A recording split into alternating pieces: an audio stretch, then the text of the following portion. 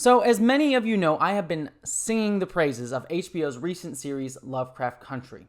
Despite some rocky parts here and there in a few episodes, I have been loving the show overall so far, both for its cosmic horror, a genre that I absolutely love, as well as for its recontextualization of the racism of author H.P. Lovecraft, and the fact that the show is confronting many aspects of how racism and racial dynamics have expressed themselves in American history. It's honestly been a truly magnificent look at how the things that many people in America fear the most are not the monsters of our imagination, but the monsters we ourselves created in real life through our dehumanization of others, particularly of people of color and black people in America. And if you want to hear more about my feelings on that aspect of the show, check out this video that I already did on it. However, I have to put a little bit of an asterisk in all of that, because the most recent episode, A History of Violence, which is the 4th episode of the series, introduced an element that I have some incredibly complex feelings about, and that's its depiction of a two-spirit character, and I kind of want to talk about it.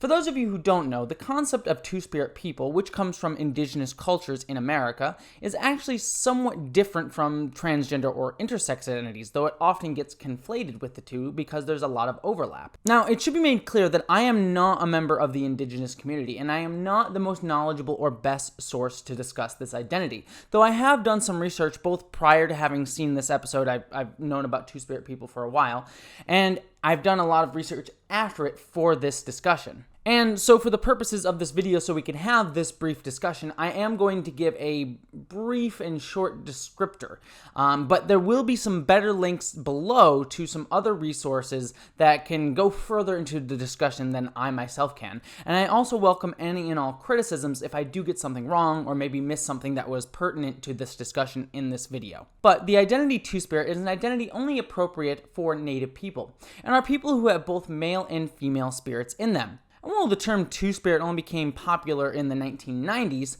such people did have names, roles, and traditions specific to their tribes for hundreds and hundreds of years. And as I said, while two-spirit folks can map onto the transgender and intersex Venn diagrams, as it were, they do not always have to. And they can also do the same for the gay, lesbian, and bisexual umbrella as well. But again, they may not always fit under that umbrella. There may be a lot of overlap with what we think of transgender and intersex and gay, lesbian, bisexual, and any other sexuality identities with the identity of two-spirit, but that does not 100% have to be the case. Two-spirit people were male, female, and sometimes intersex people who combined traits unique to their status as two-spirit people, and were, in most tribes, considered to be a third gender completely distinct from men or women. They had their own work roles, styles of dress, and lifestyles, and place within the spiritual community, and were often considered balance keepers. And while they were and still can be today celebrated for their roles as two-spirit people within their culture, two-spirit people have also faced much systemic and personal bigotry, especially in the past few centuries as Western culture has grown in the United States, which typically dehumanizes and devalues gender variances outside of the binary man or woman. And two-spirit people also will face socio-political stigma and phobia, both from within U.S. culture as a whole, and often in similar ways to what trans and intersex people face in Western culture, as well as facing some bigotry and stigma within their own cultures, though that is not a topic that I am at all qualified to discuss, nor is it my conversation to have.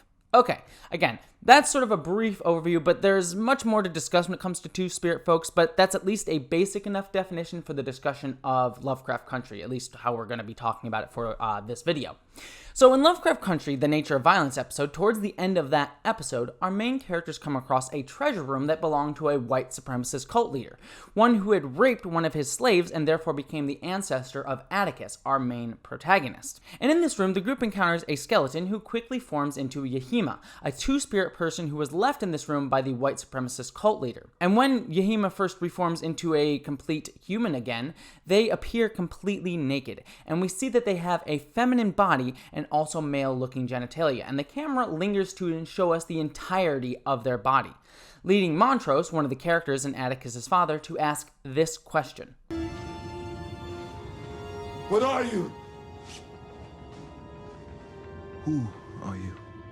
Yahima Marakoti. Yahima Marakoti. Yarumatu. Woman, man, two-spirit.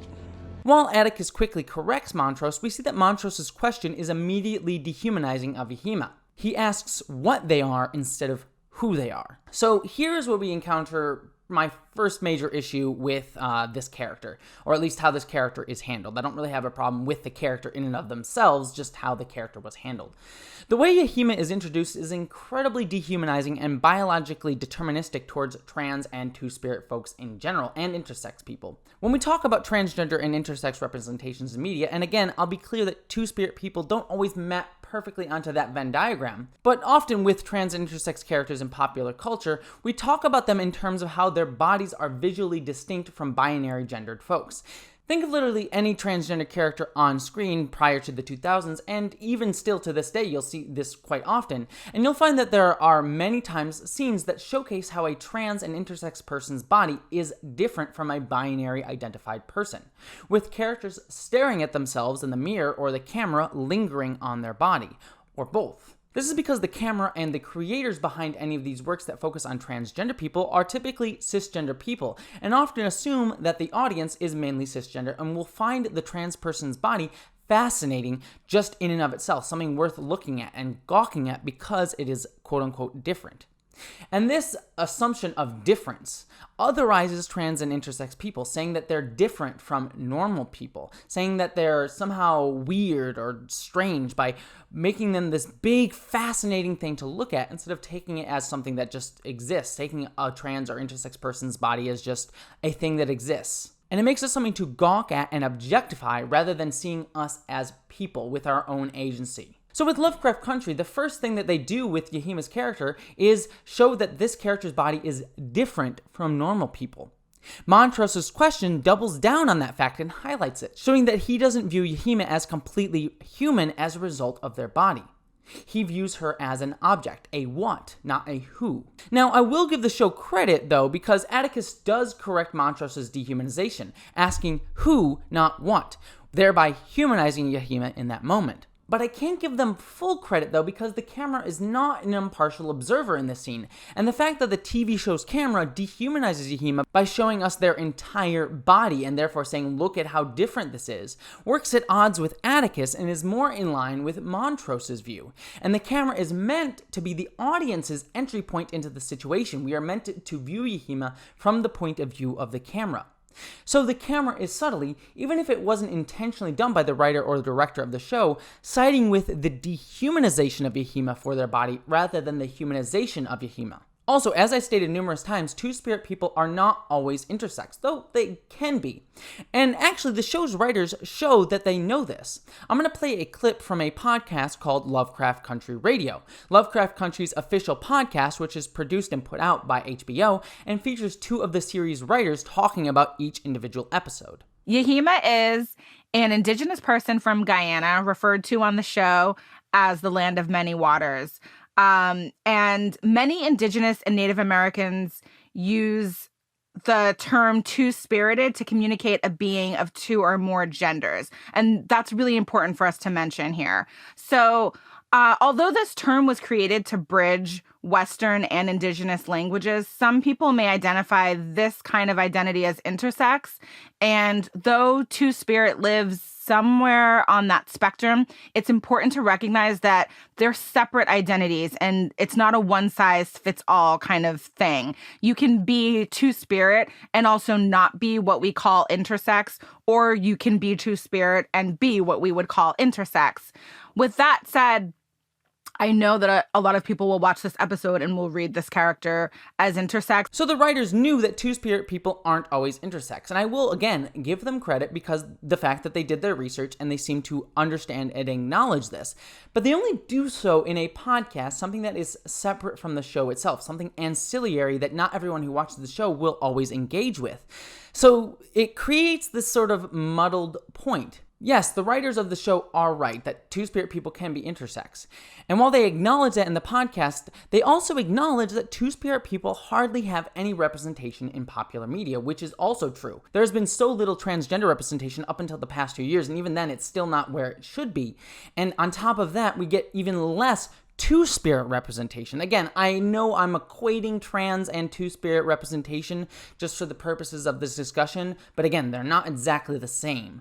And that's kind of the problem, though, because Lovecraft Country highlights and emphasizes Yahima's two-spirit identity. And they highlight the fact that they are intersex by showing us their body, by showing that they have, a feminine body, but male-looking genitalia. And since this character technically predates medical transition, they would have to be intersex to sort of have that body configuration. And so by the show highlighting Yahima's two-spirit identity and also highlighting the fact that they are intersex, it might lead general audiences to assume that the two are in fact the same thing, because most people outside of the indigenous community don't know what two-spirit is. I only know about it because I know that there's a lot of overlap with the trans community, and so I have done some preliminary research, and even I am not the most knowledgeable on the subject. And so this can lead general audiences, people who may not have experienced this two-spirit identity, may just assume that, oh yes, two-spirit identity is just the same as intersex people, or just the same as trans people, because they haven't had any other exposure to two-spirit people. It probably would have been much better all around if the show had just stated that Yahima was two-spirit and left it there,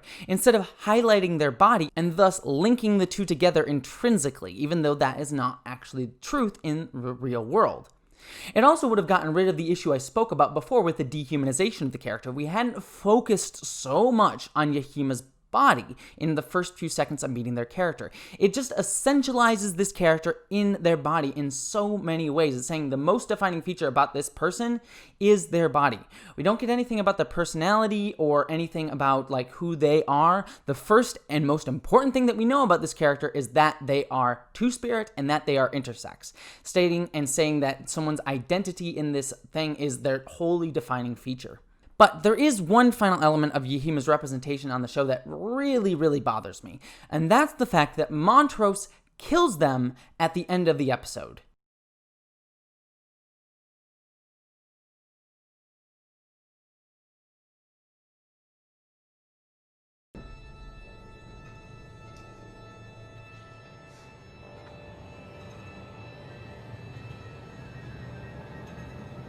I'm sorry. Yes, they are literally killed less than 10 minutes after they are introduced. Less than 10 minutes after the character is shown to us, one of the few two-spirit characters ever represented in popular culture is immediately killed off.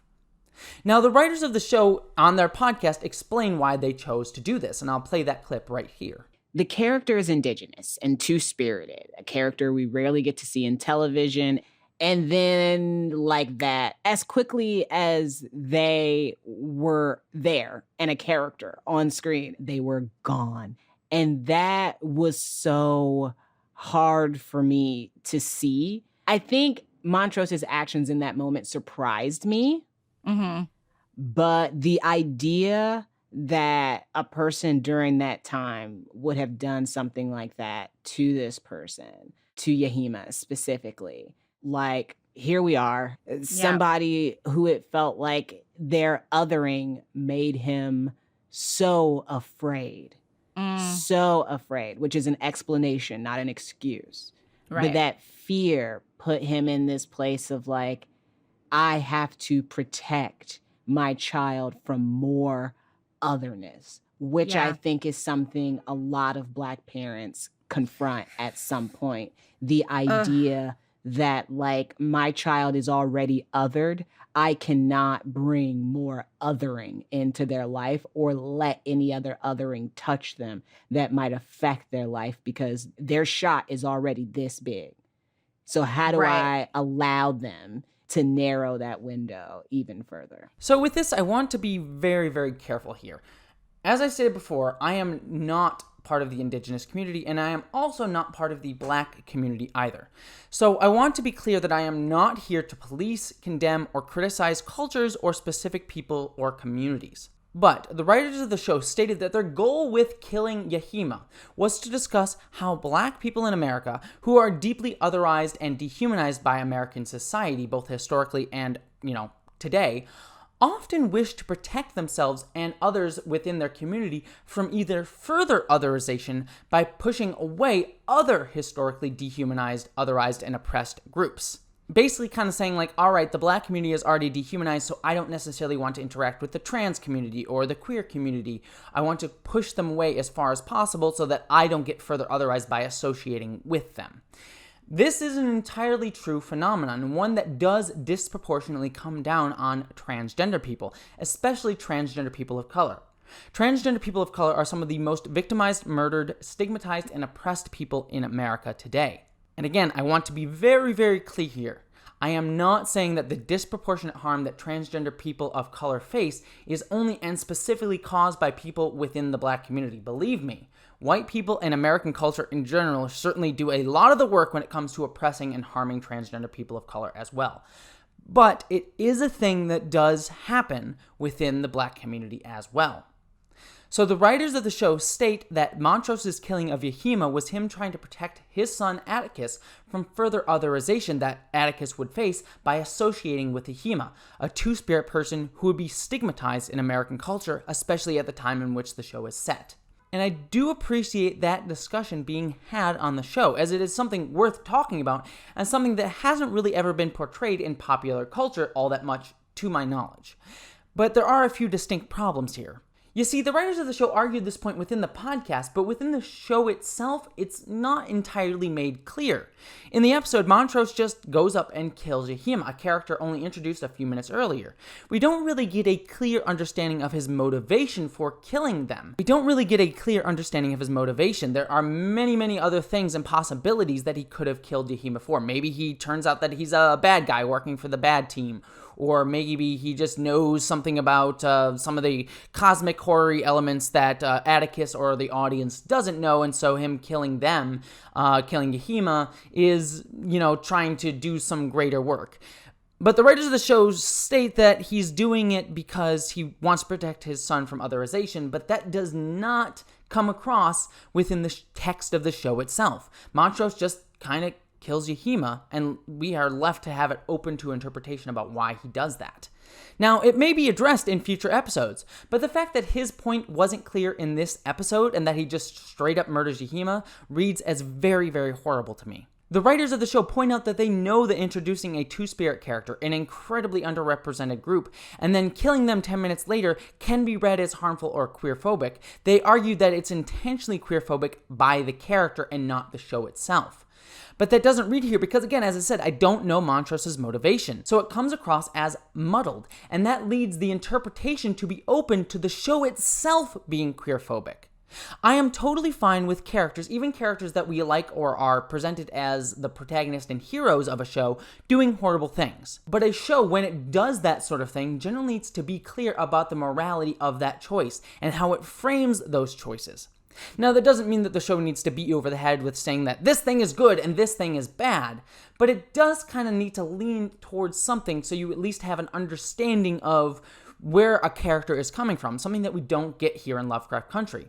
Because killing off trans people or LGBTQ people in general, and again, I'm kind of conflating LGBTQ and transgender representation with two-spirit representation because two-spirit representation hasn't been all that portrayed in popular culture, so I'm sort of applying similar tropes to two-spirit people and how they play on two-spirit people.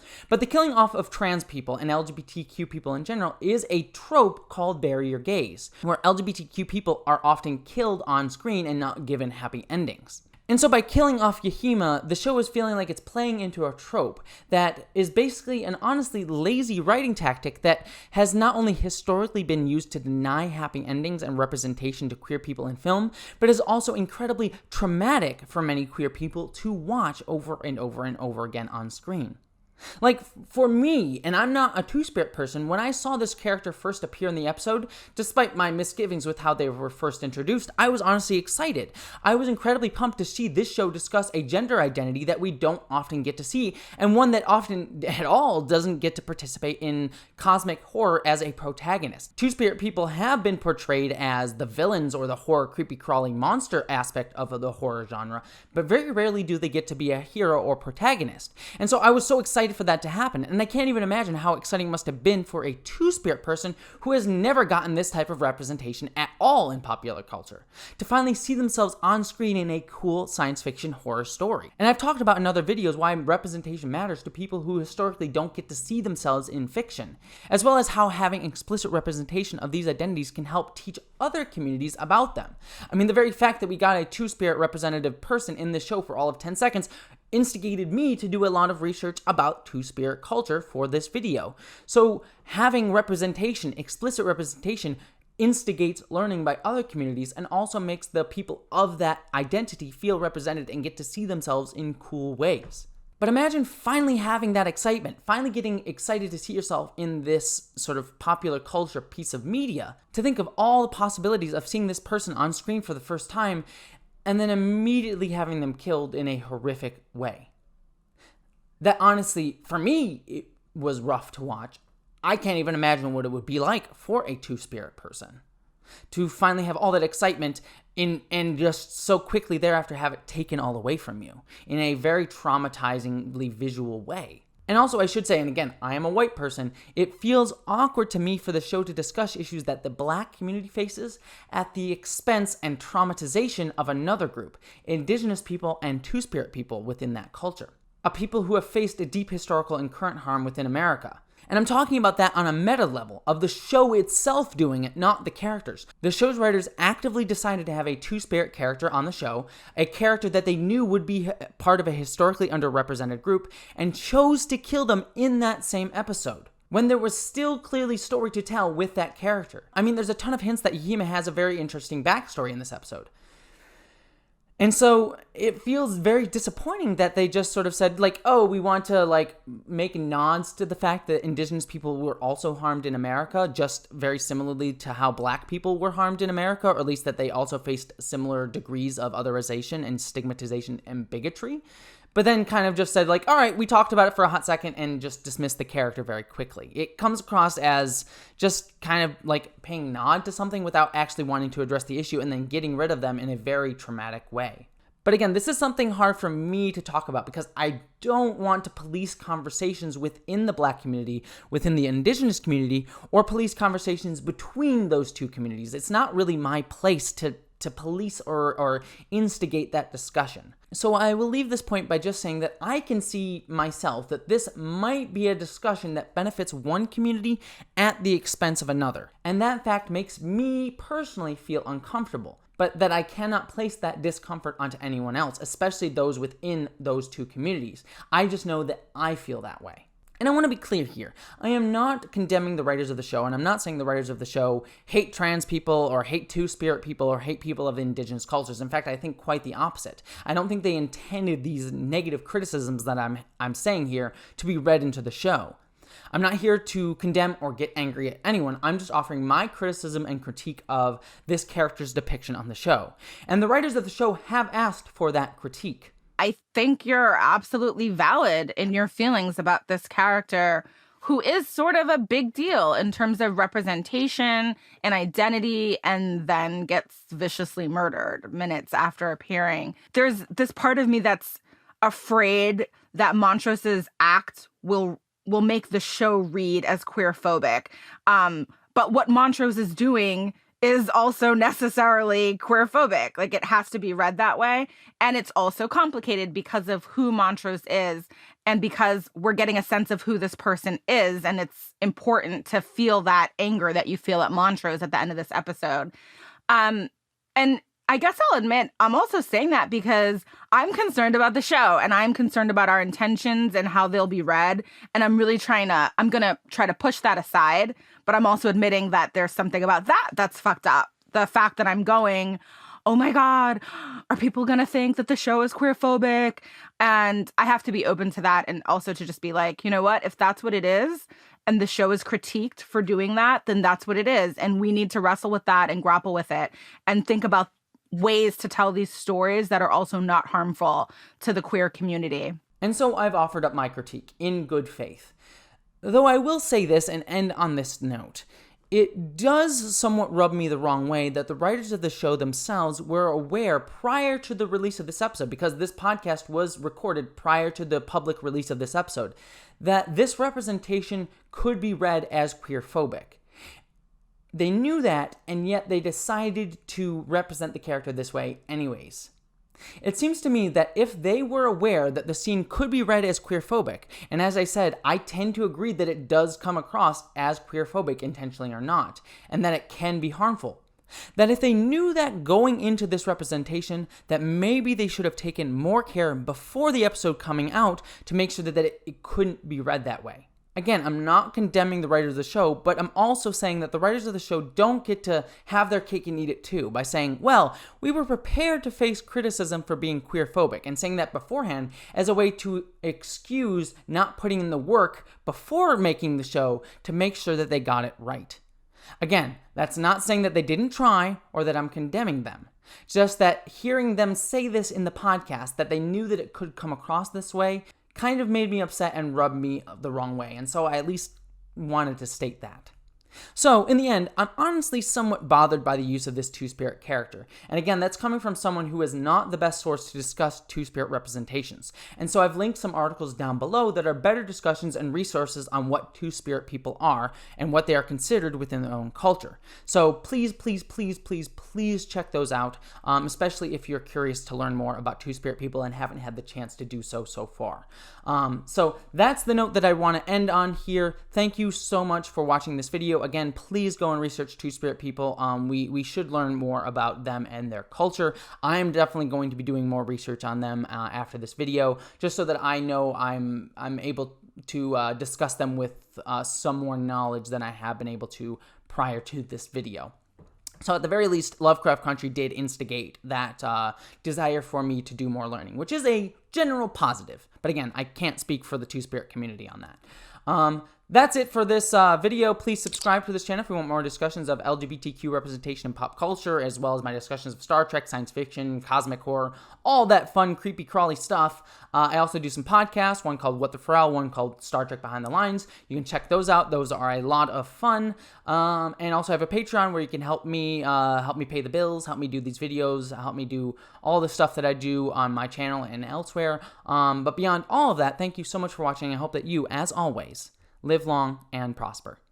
Thank you so much to all of my patrons, especially Ashley Allen Bokikio, Miranda Janelle, Eli Berg Moss, Ashlyn Solstice, Christina Dalliance, Greg Gillum, Stephen Clinard, Munir Amlani, Boyd and Mary Beth Earl, Wayne Twitchell, Ish the Mad, Buttoneer, Randy Thompson, Jemshin, Lorena Mesa, Mari Neckar, Wellington Marcus, John Steele, Michael Beam, William Stewart, Gavin Robinson, Jason Knott, Maeve, Subraxis, Tonya Trummer, Wen Dizzle-Bizzle, Gretchen Badger, Dante St. James, Polly Mina, Piston Twisted Garage, and Bree Beecher. Thank you all so much for your continued support.